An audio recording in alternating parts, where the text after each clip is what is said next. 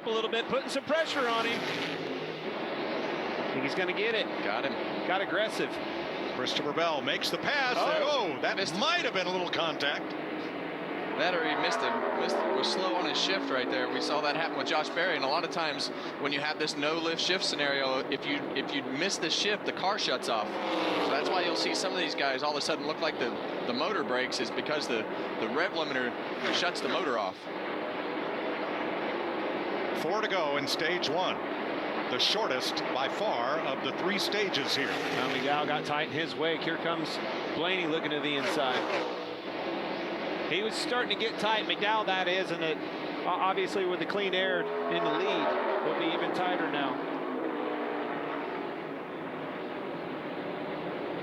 You see Blaney and Christopher Bell able to paint that line right across those curbs on the bottom of the racetrack, and that really gives you a lot of options because that means your car is turning pretty good. And if you can't run that line with the guy in front of you, you can move up. So there's not going to be a lot of cars that can run both lanes well.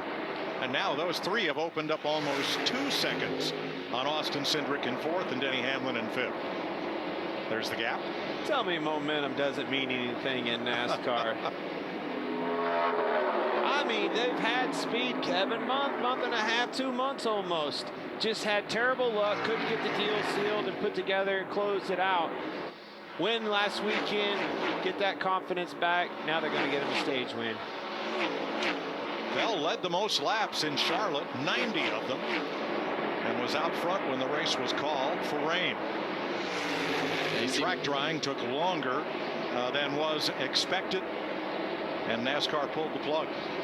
You see Bell up the racetrack there in 1 and 2. It becomes a little bit harder down here in 3 and 4 because when you get to the middle of the corner, there's a massive bump. The higher you get, right in the middle of the corner right here, the harder it is to get through that bump. So you can't really tell on TV as much as it actually feels like in the car. You know, just trying to clean some stuff up. Those tires, we saw Busch, Keselowski, Truex, they all pitted on that last caution and only gained 5 spots. Strategy. Well, they're going to have a window of strategy that's a little bigger than everybody else's. So I'm sure we're going to see some 2-tire stops.